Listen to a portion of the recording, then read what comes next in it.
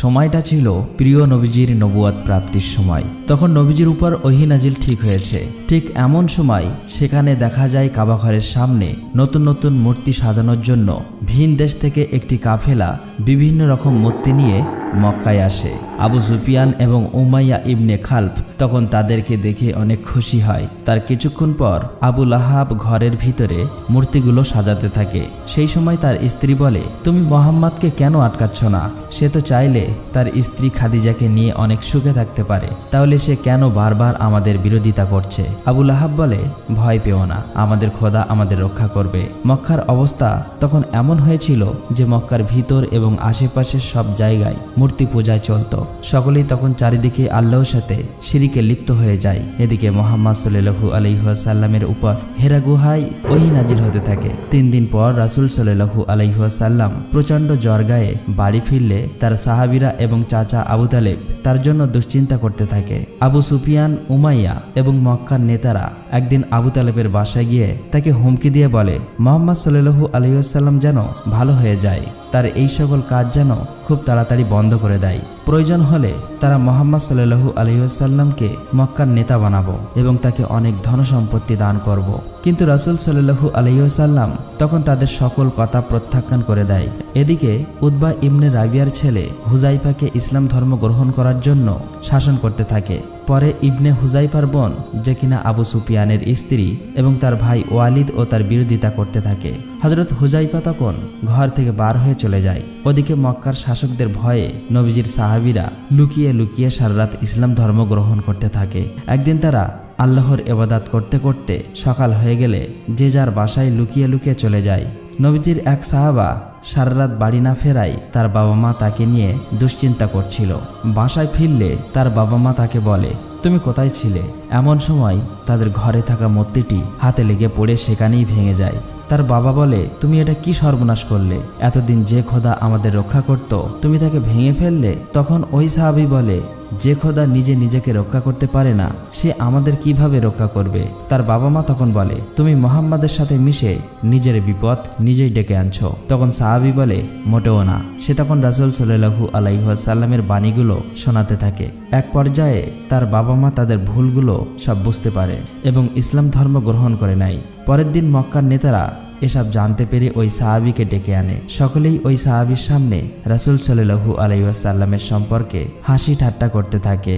Umayya তখন তার গোলাম বেলালকে বলে, বেলাল, তুমি ওকে ততক্ষণ মারতে থাকবে যতক্ষণ ও নিজের ভুল বুঝতে না পারে। কিন্তু হযরত বেলাল জানতেন রাসূল সাল্লাল্লাহু আলাইহি ওয়াসাল্লামের সকল বাণীগুলি ছিল সত্যবাণী।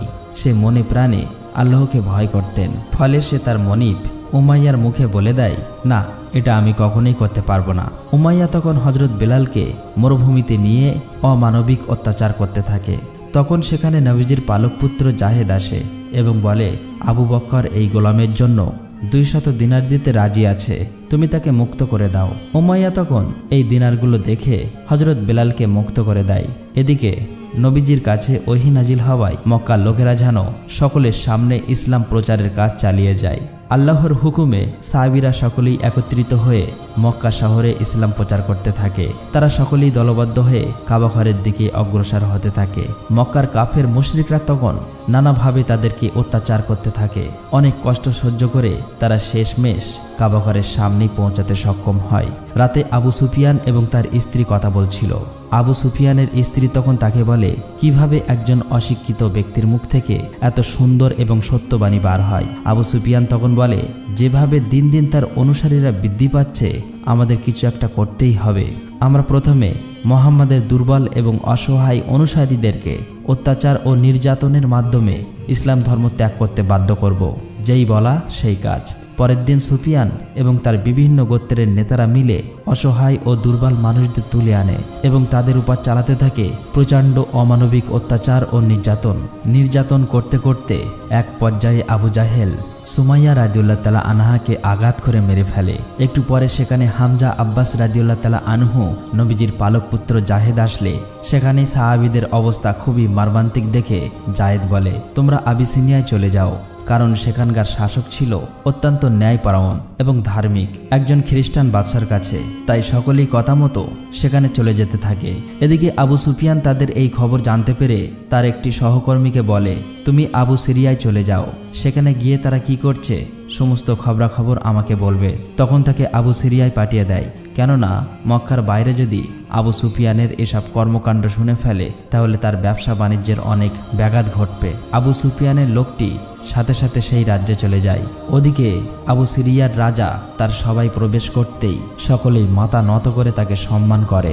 মক্কা থেকে আসা ওই সাহাবীরা তাকে দেখে মাথা নত করেনি। তখন সেই রাজা তাদেরকে জিজ্ঞেস করে, তোমরা কেন আমার সামনে মাথা নত করনি? সাহাবীরা তখন বলে, আমরা আল্লাহ ছাড়া আর কারো সামনে মাথা নত করি না। আমাদের নবী আপনার কাছে পাঠিয়েছেন, কারণ তিনি বলেছেন আপনি একজন সত্যবাদী এবং ন্যায়পরায়ণ বাদশাহ। হযরত আব্বাস তখন নবীজির অনেকগুলো বাণী সকলের সামনে তুলে ধরেন। বাদশাহ তখন অবাক হয়ে যায়, কারণ তাদের নবী ঈসা আলাইহিস সালামও একই কথা বলে গিয়েছেন। বাদশাহ তখন বুঝতে পারে এটি হয়তো সত্য নবী। তখন সে আবু সুফিয়ানের লোকটিকে বলে, পাহাড় পরিমাণ সম্পদের বিনিময়েও আমি তাদেরকে তোমার হাতে তুলে দেব না। অতঃপর আবু সুফিয়ানের লোকটি চুপচাপ সেখান থেকে চলে আসে এবং বলে, ওখানকার বাদশাহ বলেছে পাহাড় পরিমাণ সম্পদ দিলেও তাদেরকে ফেরত পাঠাবে না। আবু সুফিয়ান সকল কিছু জানতে পেরে খুবই হতাশ হয়ে যায়। আবু সুফিয়ান তখন বলে, মক্কা থেকে হযরত মুহাম্মদ সাল্লাল্লাহু আলাইহি ওয়াসাল্লামের সকল অনুসারীকে বের করে দাও, তাদের উপর অমানবিক অত্যাচার চালাও, যাতে তারা ইসলাম ধর্ম ত্যাগ করতে বাধ্য হয়। কথা মতো পরের দিন থেকে মুহাম্মদ সাল্লাল্লাহু আলাইহি ওয়াসাল্লামের সকল অনুসারীকে বার করে তুলে আনে এবং তারা আবারও সকলের উপর চালাতে থাকে অমানবিক অত্যাচার ও নির্যাতন। আবু সুফিয়ান ঘোষণা করে, মক্কার কেউ যেন তাদের কোনো সাহায্য না করে। যদি কেউ সাহায্য করে তাহলে তাকে কঠিন শাস্তি ভোগ করতে হবে। তাই আর কোনো উপায় না দেখে মুহাম্মদ সাল্লাল্লাহু আলাইহি ওয়াসাল্লাম তার সকল অনুসারীকে নিয়ে মক্কার মরুভূমির খোলা প্রান্তরে চলে যায়। সেখানে থাকতে হয়েছিল 3টি বছর। এই 3টি বছর তাদের ভোগ করতে হয়েছিল ক্ষুধার যন্ত্রণা এবং অমানবিক অত্যাচার নির্যাতন। কিন্তু মুহাম্মদ সাল্লাল্লাহু আলাইহি ওয়াসাল্লামের জীবনের সবচাইতে কষ্টের মুহূর্তগুলো তখনও বাকি ছিল। তখন তার প্রিয় স্ত্রী খাদিজা এবং অভিভাবক আবু তালেব মারা যায়। আবু তালেবের মৃত্যুর আগে পর্যন্ত মক্কার কাফের মুশরিকদের আল্লাহর রসুলের দাওয়াত দিয়েছেন, কিন্তু মক্কার কাফের মুশরিকরা প্রতিবারের মতোই আল্লাহ এবং তার রসুলের কথাগুলো অমান্য করে গিয়েছে। চাচা আবু তালেবের মৃত্যুর পর নবীজির উপর থেকে যেন ছায়া সরে গেল। মক্কার কাফেররা এবার আরও বেশি কষ্ট দিতে লাগলো। বাধ্য হয়ে মুহাম্মদ সাল্লাল্লাহু আলাইহি ওয়াসাল্লাম তার পালিত পুত্র জাহেদকে নিয়ে তাইফে চলে যায়। কিন্তু সেখানে গিয়ে দেখলো ভিন্ন চিত্র। তাইফের মানুষ মুহাম্মদ সাল্লাল্লাহু আলাইহি ওয়াসাল্লামকে কবুল করেনি, বরং তারা তাদের বাচ্চাকে লেলিয়ে দেয় তাকে পাথর মারার জন্য। বাচ্চারা তখন মুহাম্মদ সাল্লাল্লাহু আলাইহি ওয়াসাল্লামকে পাথর মারতে মারতে সেখান থেকে সরিয়ে দেয়। মুহাম্মদ সাল্লাল্লাহু আলাইহি ওয়াসাল্লাম এই ব্যবহারে এত বেশি কষ্ট পেয়েছিল যে ওই দিন তার জীবনের সবচেয়ে বেশি কষ্টের দিন বলে আখ্যায়িত হয়েছিল। দুঃখ ও ভারাক্রান্ত মন নিয়ে নবীজি কাঁদতে কাঁদতে রক্তাক্ত অবস্থায় তায়েফ ত্যাগ করে। নবীজি তখন তার সকল আশা ছেড়ে দিয়েছিল। এমন সময় আল্লাহ তাআলার হুকুমে অদ্ভুতভাবে মদিনা থেকে একটি কাফেলা আসে। তারা এসে নবীজিকে মদিনায় যাওয়ার জন্য আমন্ত্রণ জানায়। এটা শুনে নবীজি অনেক খুশি হয়েছিল। নবীজি তখন তার সাহাবীদের কথা চিন্তা করে নিজেই মক্কায় থেকে যায়, যা করে তার সাহাবীরা কোনো বাধা বিপত্তি ছাড়া মদিনায় পৌঁছাতে পারে। দিন দিন এভাবেই মুহাম্মদ সাল্লাল্লাহু আলাইহি ওয়াসাল্লামের জনপ্রিয়তা এবং ইসলাম প্রসার দেখে আবু সুফিয়ান এবং তার লোকেরা নবীজির উপর আরও বেশি হিংসা করতে থাকে। তারা বলে, এবার নবীজিকে হত্যা করব। যেই ভাবা সেই কাজ। তারা অনেক লোক পাঠিয়ে দেয় নবীজিকে মারার জন্য। সেখানে গিয়ে দেখে নবীজির বদলে হযরত আলী রাদিয়াল্লাহু তাআলা আনহু শুয়ে আছে। আবু সুফিয়ান এই ব্যাপারটি জানতে পারলে তখন সে মক্কায় ঘোষণা করে দেয়, যে ব্যক্তি মুহাম্মদ সাল্লাল্লাহু আলাইহি ওয়াসাল্লামকে জীবিত অথবা মৃত অবস্থায় ধরে আনতে পারবে তাকে 100 উট পুরস্কার দেওয়া হবে। মক্কার লোকেরা তখন পাগলের মতো বেরিয়ে যায় নবীজিকে খোঁজার জন্য। খুঁজতে খুঁজতে তারা একটি গুহা দেখতে পায়, কিন্তু তারা গুহার মুখে গিয়ে দেখতে পায় একটি মাকড়সার জাল বাসা বেঁধে আছে, যা দেখে বুঝতে পারে এই গুহায় অনেক দিন ধরে কেউ প্রবেশ করেনি। আসলে তাদের ধারণাটি ভুল ছিল। গুহাটির ভিতরেই আমাদের প্রিয় নবী হযরত মুহাম্মদ সাল্লাল্লাহু আলাইহি ওয়াসাল্লাম এবং তার সাহাবীরা ছিল। আল্লাহর হুকুমে মাকড়সার জাল বাঁধার কারণে কাফেররা বিভ্রান্ত হয়ে চলে যায়। ফলে আমাদের প্রিয় নবী হযরত মুহাম্মদ সাল্লাল্লাহু আলাইহি ওয়াসাল্লাম এবং তার সাহাবীরা সেবারের মতো বেঁচে যায়। এদিকে মক্কার লোকেরা অপেক্ষা করতে থাকে কখন মুহাম্মদ সাল্লাল্লাহু আলাইহি ওয়াসাল্লাম তাদের কাছে এসে পৌঁছাবে। অপেক্ষা করতে করতে একসময় মদিনার মরুভূমিতে দেখা যায় মুহাম্মদ সাল্লাল্লাহু আলাইহি ওয়াসাল্লাম তাদের দিকে ফিরে আসছে, যা দেখে তারা খুবই আনন্দিত হয়ে যায়। তারা সকলেই মুহাম্মদ সাল্লাল্লাহু আলাইহি ওয়াসাল্লামকে অতি যত্ন আদরের সাথে গ্রহণ করে নেয়। এরপর আল্লাহ তাআলার হুকুমে একটি উটের মাধ্যমে একটি জায়গা নির্বাচন করে সেখানে একটি মসজিদ নির্মাণ করা হয়। মদিনার সকল ধনী গরিব একসাথে ওই মসজিদের কাজ সম্পন্ন করে। এরপর হযরত হামজা বলে, মসজিদে কি যেন একটা কমতি রয়েছে। তখন এক সাহাবী বলে, সকলকে আল্লাহর কথা স্মরণ করে দেওয়ার জন্য আমাদের একটি ঘণ্টা রাখার প্রয়োজন। হযরত হামজা তখন বলে, না, ঘণ্টা তো খ্রিস্টানরা ব্যবহার করে। তখন এক সাহাবী বলে, তাহলে আমরা কেন বাদ্যযন্ত্র ছাড়া নিজেরাই মানুষকে আল্লাহর পথে ডাকছি না? হযরত মুহাম্মদ সাল্লাল্লাহু আলাইহি ওয়াসাল্লাম তখন বেলালের দিকে আঙুল দিয়ে ইশারা করে বলে, হে বেলাল, তুমি আজান দাও। হযরত মুহাম্মদ সাল্লাল্লাহু আলাইহি ওয়াসাল্লামের আদেশে বেলাল প্রথমবারের মতো মদিনায় আজান দেয়। অন্যদিকে মক্কা তো ছিল এখন পুরোপুরি ফাঁকা। সেখানে হযরত মুহাম্মদ সাল্লাল্লাহু আলাইহি ওয়াসাল্লামের অনুসারীরা বা তার গোত্রের কেউ ছিল না। আবু সুফিয়ান এই সুযোগে মক্কা ছেড়ে চলে যাওয়ার সকল মানুষের ঘরবাড়ি, দোকানপাট এবং তাদের সকল পণ্য সামগ্রী দখল করে নেয়। আবু সুফিয়ানের লোক তখন মদিনায় সাহাবীদের উস্কে দেওয়ার জন্য খবর নিয়ে আসে যে মক্কায় তোমাদের সকল সম্পদ লুট হয়ে গিয়েছে, তোমাদের তো এখন যুদ্ধ করা উচিত। হযরত হামজা বলে, মুহাম্মদ সাল্লাল্লাহু আলাইহি ওয়াসাল্লাম এখন শান্তি চাচ্ছেন, তাই আমরা এখন যুদ্ধ করতে পারবো না। হযরত হামজা রাদিয়াল্লাহু তাআলা আনহু হযরত মুহাম্মদ সাল্লাল্লাহু আলাইহি ওয়াসাল্লামের কাছে গিয়ে বলল, ইয়া রাসূলুল্লাহ, আমাকে যুদ্ধের অনুমতি দিন। যুদ্ধের অনুমতি চাইলে নবীজি তখন আল্লাহর হুকুম না থাকায় তাদেরকে মানা করে দেয়। মুহাম্মদ সাল্লাল্লাহু আলাইহি ওয়াসাল্লাম তখন আল্লাহর কাছে দোয়া করল। কিছুদিনের মধ্যেই আল্লাহ তাআলা তাদেরকে যুদ্ধ করার অনুমতি দেয়। নবীজি তখন সকলকে যুদ্ধের ব্যাপারটি ঘোষণা করে দেয়। সকলেই তাই প্রস্তুত হয়ে রওনা দেয় বদরের প্রান্তে। সেখানে গিয়ে তারা কয়েকটি কূপের কাছাকাছি তাদের তাঁবু খাটায়। এদিকে উতবা খবর নিয়ে আসে মুহাম্মদ সাল্লাল্লাহু আলাইহি ওয়াসাল্লাম তার কাফেলা নিয়ে যুদ্ধের উদ্দেশ্যে মক্কার দিকে রওনা দিয়েছে। এবার মক্কা থেকে সকল কাফেররা যুদ্ধের জন্য বদরের দিকে রওনা হলেন। আবু সুফিয়ান তাদের সাথে না গিয়ে সে মক্কা থেকে লুট করা সম্পদ নিয়ে বাণিজ্য করতে বেরিয়ে পড়ে অন্য দেশের দিকে। কাফেররা যুদ্ধের জন্য আবু সুফিয়ানের কাছে সাহায্য চাইলেও সে তার মালগুলো নষ্ট হবার ভয়ে যুদ্ধে যেতে অস্বীকৃত জানায়। এদিকে যুদ্ধের দিন ঘনিয়ে আসলে সকলেই বদরের প্রান্তে একত্রিত হয়। মুহাম্মদ সাল্লাল্লাহু আলাইহি ওয়াসাল্লামের কাফেলাটি বদরের প্রান্তের বেশ কয়েকটি কূপের কাছাকাছি তাদের ঘাঁটি বাঁধে। সেখানে দাঁড়িয়ে সকলকে বলে, তোমরা সকলেই ইচ্ছে মতো পানি পান করে নাও। পানি পান করা হয়ে গেলে প্রতিটি কূপের মুখ পাথর দিয়ে ঢেকে দাও। সবাই ইচ্ছে মতো পানি পান করে প্রতিটি কূপের মুখগুলো পাথর দিয়ে ঢেকে দেয়, যাতে করে কাফেররা এসে সেখানে পানি পান করতে না পারে এবং এর ফলে তারা শারীরিকভাবে দুর্বল হয়ে পড়বে। মুহাম্মদ সাল্লাল্লাহু আলাইহি ওয়াসাল্লাম যেমনটি ভেবেছিল ঠিক তেমনটি হয়েছে।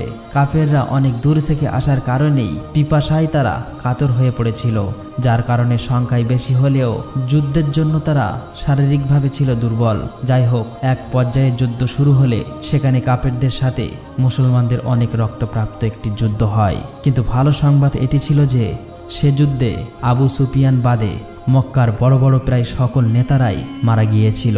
এভাবেই মাত্র 313 জন সাহাবী নিয়ে মক্কায় হযরত মুহাম্মদ সাল্লাল্লাহু আলাইহি ওয়াসাল্লাম বদরের যুদ্ধে জয়ী হয়। বদরের যুদ্ধে জয়ের ফলে মুসলমানদের ক্ষমতা পূর্বের তুলনায় অনেক বৃদ্ধি পায়। এদিকে আবু সুফিয়ান তার বাণিজ্য শেষ করে মক্কায় ফিরে আসলে সকল ঘটনা শুনে মুহাম্মদ সাল্লাল্লাহু আলাইহি ওয়াসাল্লামের বিরুদ্ধে আরো বেশি রেগে যায়। তার স্ত্রী ভিন্দ ইবনে উতবার বাবাও ভাই সেই বদরের যুদ্ধে হামজার হাতে নিহত হয়েছিল, যার কারণে সে তার ভাই ও বাবার প্রতিশোধের আগুনে ক্ষুব্ধ হয়ে ওঠে। আবু সুফিয়ানের সবাই একজন বর্ষা নিক্ষেপকারী ছিল, যার নিশানা ছিল অতি নিখুঁত এবং সূক্ষ্ম। আবু সুফিয়ানের স্ত্রী তখন সেই বিক্ষোভকারীর কাছে গিয়ে বলে, তুমি যদি হযরত হামজাকে মারতে পারো তাহলে আমি তোমাকে অনেক স্বর্ণ মুদ্রা দেব এবং তোমাকে আজাদ করে দিব। এভাবেই কেটে যায় 1 বছর।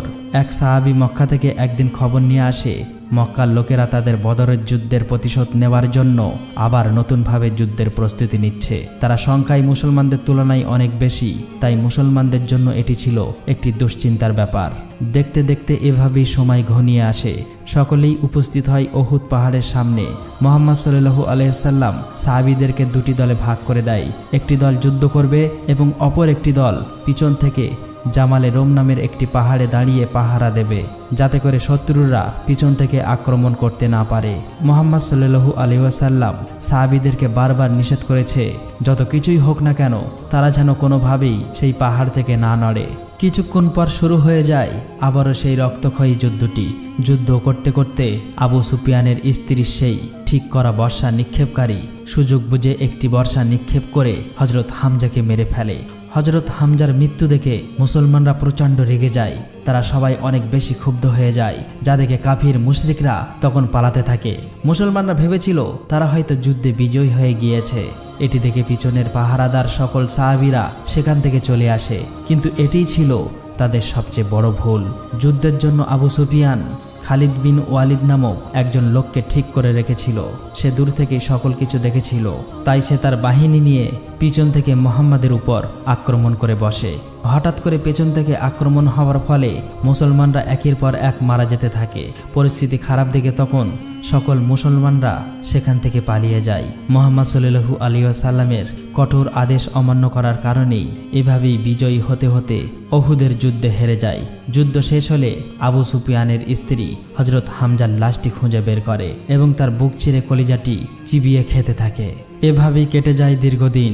মুহাম্মদ সাল্লাল্লাহু আলাইহি ওয়াসাল্লাম তার সাহাবীদের নিয়ে বিশাল একটি কাফেলা নিয়ে বের হয় ইসলাম প্রচারের উদ্দেশ্যে। মাঝপথে গিয়ে তারা সবাই বিশ্রাম নেওয়ার জন্য এক জায়গায় বসে পড়ে। হঠাৎ সেখানে খালিদ বিন ওয়ালিদ তার সৈন্য বাহিনী নিয়ে চলে আসে আক্রমণ করার জন্য, কিন্তু মুসলমানদের ব্যবহারে তাকে মুগ্ধ করে ফেলেছিল। তাই খালিদ বিন ওয়ালিদ আর কিছু না বলে সেখান থেকে চলে যায়। এদিকে মুহাম্মদ সাল্লাল্লাহু আলাইহি ওয়াসাল্লাম মক্কার কাফেরদের সাথে একটি চুক্তি করে, যেখানে 10 বছর কেউ কারো উপর আঘাত করতে পারবে না। কাফেরদের সাথে এই চুক্তিতে মুসলমানরা রাজি হয়ে যায়। এটি ছিল মুসলমানদের জন্য একটি অন্যতম সুযোগ। এই 10 বছর শেষ হওয়ার আগেই মুসলমানরা ইসলামের ব্যাপক প্রসার ঘটানোর প্ল্যান করে। মুহাম্মদ সাল্লাল্লাহু আলাইহি ওয়াসাল্লাম তখন তার সাহাবীদেরকে পৃথিবীর বিভিন্ন দেশে দাওয়াতের জন্য পাঠিয়ে দেয়। এভাবেই আস্তে আস্তে মুসলমানদের সংখ্যা দিন দিন বাড়তে থাকে। বিভিন্ন কাফির মুশরিকরা ইসলাম ধর্ম কবুল করতে থাকে।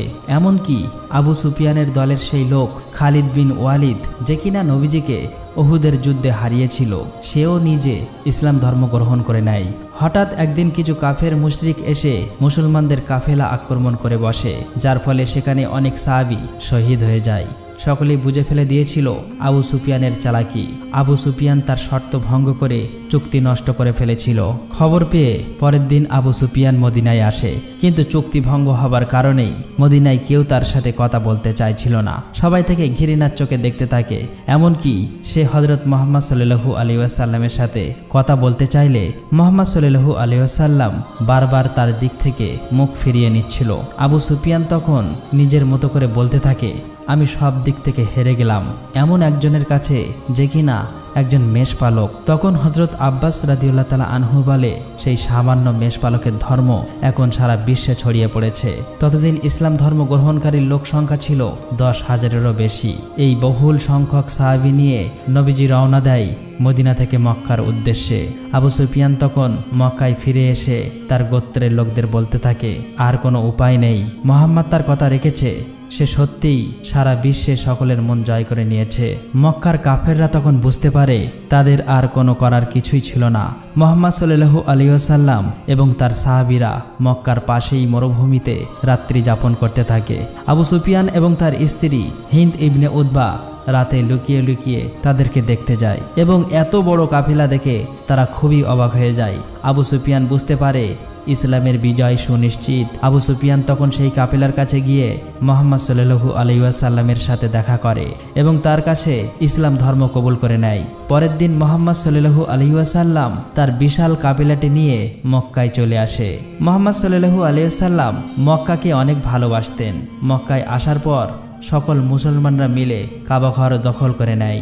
মুহাম্মদ সাল্লাল্লাহু আলাইহি ওয়াসাল্লাম তখন সকলের উদ্দেশ্যে বলতে থাকেন, তিনি তার সকল শত্রুকে ক্ষমা করে দিয়েছেন, আজ থেকে তোমরা সবাই মুক্ত।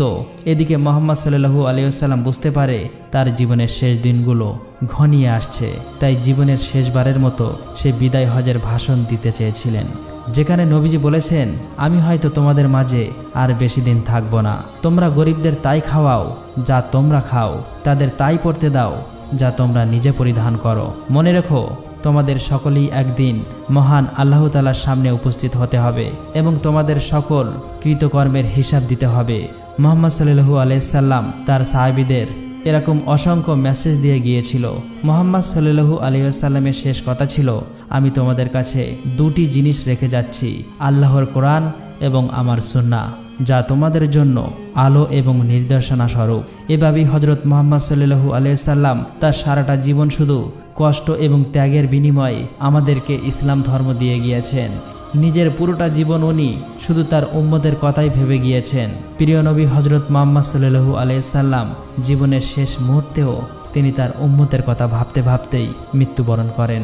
তাই আমরা সকলেই চেষ্টা করব আমাদের প্রিয় নবী হযরত মুহাম্মদ সাল্লাল্লাহু আলাইহি ওয়াসাল্লামের সকল সুন্নাহগুলোকে আঁকড়ে ধরার এবং কোরআনের আলো দিয়ে নিজেদের জীবনকে গড়ে তোলার। আমার বিশ্বাস, মুহাম্মদ সাল্লাল্লাহু আলাইহি ওয়াসাল্লামের জীবনী প্রতিটা মুসলমানের জন্য গর্বের এবং শিক্ষণীয় বিষয়। আল্লাহ তাআলা যেন আমাদের সকলকে প্রিয় নবী হযরত মুহাম্মদ সাল্লাল্লাহু আলাইহি ওয়াসাল্লামের দেখানো পথে চলার তৌফিক দান করুক। আমিন।